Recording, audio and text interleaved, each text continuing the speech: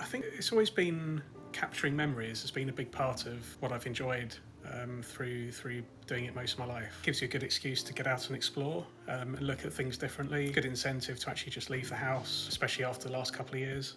And just go roaming around with a camera, and it's also been a good socially as well. So I've met some friends through photography, doing photography workshops. So it's been it sort of gives a bit of everything really.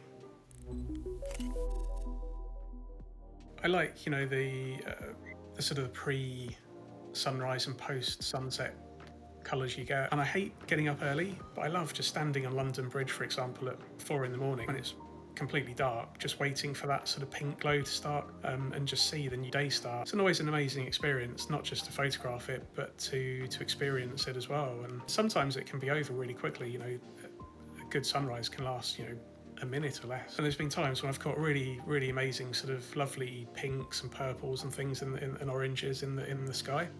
But then it fades away and goes grey, and you start heading home and meeting people heading into work, and you think, wow, all these people think it's a really dull, boring day, but they've missed a really amazing sunrise. Sort of internationally, I'd say I love Cuba. Somewhere like Cuba is just an amazing place photographically, and I think also the appeal is it hasn't changed much over the last decade. You've got all these vintage American cars there. You've got the old, faded, amazing sort of buildings which haven't been updated since the 50s. The people are so friendly, the climate, the music and everything. So it's somewhere that really draws me back. Been there quite a few times. Probably a bit closer to home, I love Tuscany.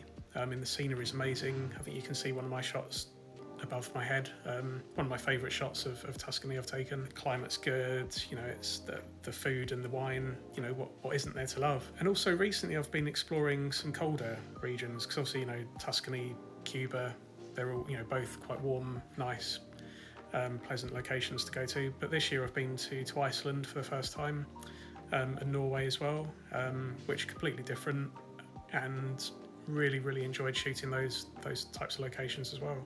I love taking photos, and I get a lot of enjoyment just from taking the photo and seeing it come out the other end of a camera. I also really love seeing them printed, and love the idea of people wanting to hang them on their walls as well. And I think some of the images I've taken work really well in that format. For example, the one just above my head. I think my hope is that they look at it and think, well, firstly, they think, oh, that would look really good on my wall. And as a photographer, I look at photos and I think, I'd really like to take that photo. So I'd like people to think that. I found it really easy, and that was one of the things that really drew me to Zenfolio, was the professional look and the ease of use of the ordering facility. I trialled a few other sites and it just wasn't as intuitive. It didn't look as professional. I love the way that when you put the image into your when you select buy it, it gives you a little example of how it looks hanging on a wall. And it's just that sort of touch that I think really just makes a difference, and it gives people that sort of feel that they're actually buying a quality product. So I strongly believe that my work is valuable, and I don't want to give my work away free or really cheap. So I set the price of my prints kind of accordingly, to reflect the fact it's taken a lot of time and effort to take them, and I think they're good quality. So I want to make sure that if someone's paying that money for it, they get that sort of feel of that quality as well that I think that the images deserve.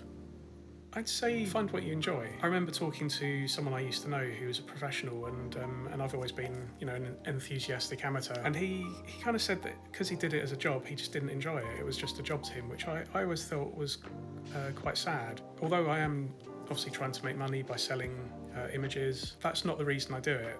I wouldn't get up at 4 in the morning and go traipsing around with a huge camera backpack and stand in the freezing cold or the rain, whatever, if it was to make money. I'd do it because I love doing it, and I think that's the thing really, is do it because you love it. Find the niche that you love, whether that's macro photography from your home, or whether it's out exploring different landscapes. Yeah, just find something that you love and go out and take photos. That's the only way you grow.